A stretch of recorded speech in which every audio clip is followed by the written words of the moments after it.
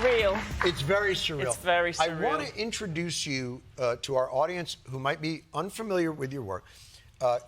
Carole was one of the first journalists that broke the Cambridge Analytica data story. This was many years ago, back when nobody was writing about it. And give us a little bit of just that backstory of what happened when you exposed what this group was and what happened to you. Well, basically, Facebook lied repeatedly. You'll be shocked to hear. They said, no, with this company, of course, it didn't have our data. This is ridiculous. And then guess what? It turned out that this company, Cambridge Analytica, did have that data. 87 million people's Facebook data taken without their consent. And, yeah, we broke that story, and it turned out it was grossly illegal, and Facebook got fined a record-breaking $5 billion by the FTC, $100 million by the SEC, hundreds of thousands of pounds in other countries around the world. And guess what? Nobody was ever held to account. So Mark Zuckerberg got away with it scot-free. Right. Nothing actually changed. Nothing changed. Nothing changed. Actually, the one person who was put through the ringer during all of this was you. Well, that's the thing I say. In all of this, we found there was gross law-breaking at every level by Facebook, by Cambridge Analytica, by the Leave campaigns in Britain, by the Trump campaign. And, yeah, only one person got put on trial, and that was me. Right.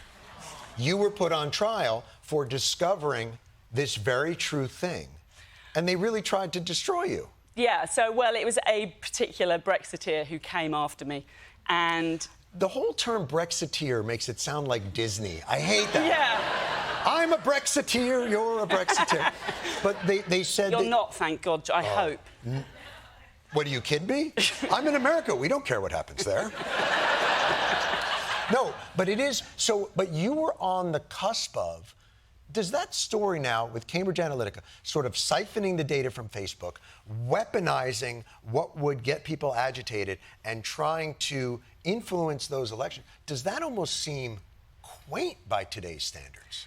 I mean, I think it's the blueprint in many ways for what we're seeing now, which is that it was the dream of big data, which is what could happen if you take millions of people's data, vast quantities of it. Because what they did, what Cambridge Analytica did, as well as getting access to all of these people's personal... And it wasn't just, you know, it's every post they'd ever put on Facebook, every post they'd ever liked, even their private messages. But they combined this with masses and masses of commercially available data. And then what they did is they brought these together to create algorithms which they then used to target people. It was weaponized against them, right, to send them Facebook ads, to sort of provoke them in a certain way. And that is, I think, in many ways now you can see is the game plan of what we are seeing now, which is that there's a question about how effective Cambridge Analytica's methodology was, but the dream of it was this sort of big data surveillance engine in which they would know everything about everybody and they would know how to provoke you, how to sort of touch every single person and how to manipulate us. Was the change of that... Because there is a sense, you think of that sort of in the capitalist sense or the consumerist sense, like if I'll be talking to my wife about a certain something and then the very next thing on Instagram is an advertisement for that very thing, and you think, oh, they've weaponized what we're interested in to get us to buy things. But this is a very different scenario in that they've weaponized it to defang democratic processes. Yeah, and more. I mean, I think what is happening now in America is absolutely, they are building a techno-authoritarian surveillance state. We can see that happening in real time. This is huge amounts of data on every single person in America that can and will be used in opaque and unaccountable ways. And it is terrifying. But on the plus side... On the plus side... So when you hear about that from Palantir, are you describing something generally, or are you describing like Palantir is getting all of our data? I mean, that was what they announced. Well, it's Doge is the sort of tip of the spear here. Okay. So this is Elon Musk's unvetted operatives going into every government department, and they're going in to access the databases of those separate departments. And now what's happening is that this company, Palantir, owned by Peter Thiel, a very interesting and... Did you see the adjective I picked there? Slow I was like, down, which adjective Carole. shall I go for? We went for interesting. This company, owned by Peter Thiel, Right. is now amassing these different pots of data. It's putting it into one massive database where it's merging them. It's applying AI now to this database. And what is the AI's purpose? Is it to sift through the data to target you for messaging, or is it also to prevent you from accessing government programs? I mean, it can be used in so many different ways, and I Right. think that's the difficult thing, which is hard for people to get their heads around. But this is a system of control. This is what other authoritarian countries do. And there's no regulation on this, by the way. There's no regulation. Basically, you had, since we broke this scandal, it's 2018, the big story then, and, you know, one of the key things about it was you have no privacy legislation in the US. There is nothing to protect your data. You have no rights here whatsoever, apart from in California now has a bill. So you had all of this time to do something about it, and you didn't. And That doesn't sound like us. Normally, we're quite prompt with this type of activity. I'll go even further. In the big, beautiful bill, there is a segment of that says, for the next 10 years, they are not allowed to legislate or regulate AI in any way, shape, or form. It is prohibited by an act of Congress if this goes through. What does that do to this? It gives them a 10-year head start on whatever it is they want to do with it? I mean, it is the it's the technocratic dream. I mean, this is what these tech bros want. They want to just build their beautiful AIs and do whatever they want in any way that they want, so that they can get to Mars and colonize it. You know, great, glorious goals such as. But how does any of this square with their so-called libertarian principles? It's nonsense. If there is a centralized control of data run by an opaque algorithm that nobody understands but them, I mean, and when they want to make changes, Grok for like a week, no matter what you asked it, was be like, do you know South African farmers that are white are being killed? Like, they can do whatever they want. And is the idea we're supposed to just trust that it's in our best interest? I mean, it's the literal opposite of libertarian, but then that's always the thing. You just have to, whatever they say, you've just got to realise it's the exact opposite. So the idea that this is libertarian, which is a state-controlled machinery to surveil and control every citizen in America, to deny them access to services, to make inferences about them, about anybody in the country, to label them domestic terrorists based upon, you know, what these different databases throw up. It's authoritarian. It's authoritarian, and it's also the pathway to fascism. That is what it is. And here's the other thing that really bothers me about it. So everything that we're doing to China, the tariffs and everything else, is because they don't play fair. They steal our IP. They steal our... What is AI if not vacuuming up anything that is proprietary, not just about our work, but of our souls? Like, it is sucking up everything that we are and using it for whatever they want to do. And what's our recourse to that? I mean, it's based upon totally illegal behaviour. It's just theft. It's that you have copyright laws are just property laws. You don't go into people's house and then just take their furniture and their stereo and then, flog it on eBay and claim that it belongs to you and keep the profit. I mean, that is literally what they are doing. And I mean, this is the Silicon Valley model. This is the Silicon Valley model, and this is exactly what's now been transported into government, which is you break the law first, you see if you can get away with it, and generally you do. And do you see, is it different in the EU? Did they have a sense of the peril of this and they're acting more robustly? Is this something that you see in the United States as the Wild West? Who is keeping an eye on this? And can we get our own AI to keep an eye on their AI? I mean, I think the point is, in Europe, the dangers of this are much more recent and much more present. So, you know, the one country in the world which does really understand this is Germany. You know, and it was Nazism, and then it was communism. And both of those systems used technology to control and surveil people. And that's why there has been... So how is this... If this is the Stasi, or this is the KGB, or this is the CIA, look, this country is rife with examples of government, MKUltra and FBI surveillance on Martin Luther King and John F. Kennedy and Robert Kennedy.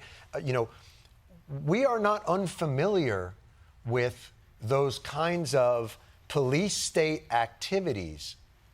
Is this of a different piece? Is it just that it's more opaque? Is it more efficient at doing it? Are we seeing something really different than we've seen? We are seeing something really different. It's really, really systematic, what's happening. There is already... We are, all of us, emitting, you know, hundreds of thousands of data points a day, a week, which are, you know, they're all being collected somewhere. And so the idea now that those can be brought together and merged in some vast database that is going to profile you, that is going to judge you, that is going to make assumptions about you. And used for predictive purposes as well. And can be used for, because it's now, we're laying generative AI on top of that. I mean, you know how bullshit ChatGPT is. I mean, it's I don't use that. What are you saying? I do my own work. What are you saying, that these questions I just plugged into ChatGPT? But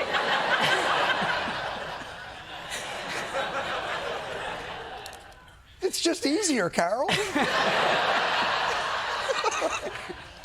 It is, but it's also just pretty dumb. It's stupid. Right. It gets things wrong. It hallucinates. It makes up references. That's the other thing. Like, and it's that system which is going to be deciding whether you get Medicaid or not.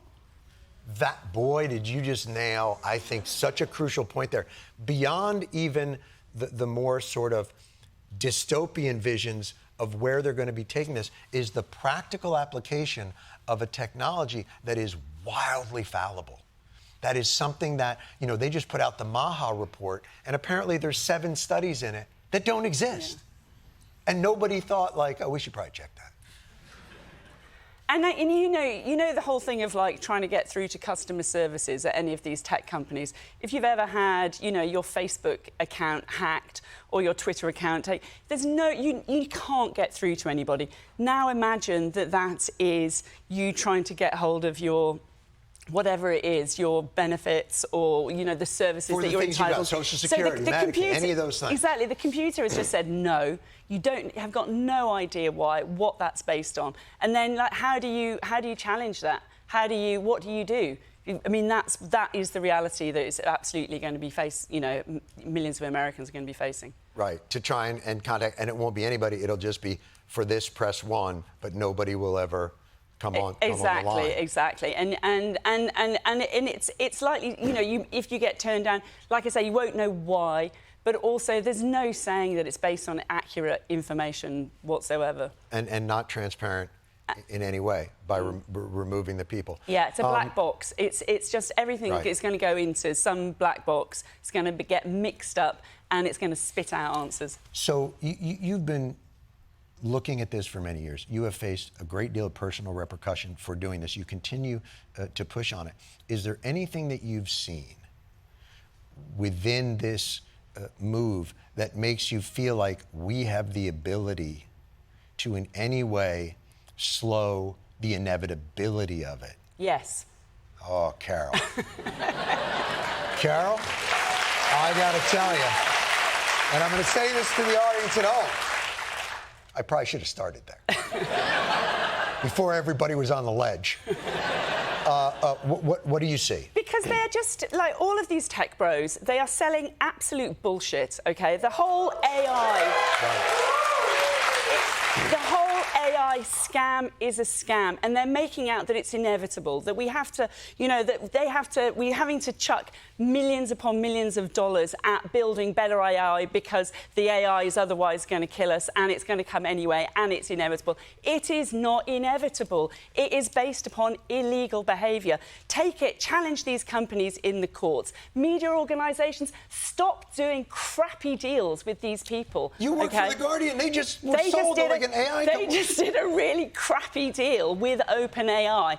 Or, as I say, you know, they married its rapist. They're rapist. Ooh. This was the optimistic part of the show. This was the part of the show where you were going to bring us all back from the ledge, and look what you've done. They're all crying again. We have power, we can stand up to these companies, we have to stand up to these companies. We don't pre-obey, we don't make deals with OpenAI, we do try and stand up for our, you know, defend our legal rights. This is law, OK? And that's the one thing which the tech companies, these Silicon Valley platforms, you know, just can't tolerate, and that's always been their strategy, is that they subvert it and they get away with it, and they get away with it because they act fast. We don't realise till too late, and then it seems too late to try and do anything about it. So we can do stuff about it, and we can also is that, you know, we are giving our data to these companies. We have to really think about that. You know, Instagram is not your friend. You don't post your kids' photos on there. I mean, if there's one thing to take away from that, is that these companies are now allied to your government, which is you know, I have to get out through the border in a couple of days' time, so I'm slightly wary of what I say, but, I mean, it's not in a good place. I understand. The only way I would push back is just to say Instagram is actually my only friend. Carole, I can't tell you how impressed I am with the work that you've done, that you continue to do, the way that you continue to stand up for this, even when it has cost you such a great deal in your life. Be sure to check out Carole's Substack. It's How to Survive the Broligarchy, and her nonprofit called The Citizens. Is that correct? That's correct. The Citizens. Carole Cadwalladr.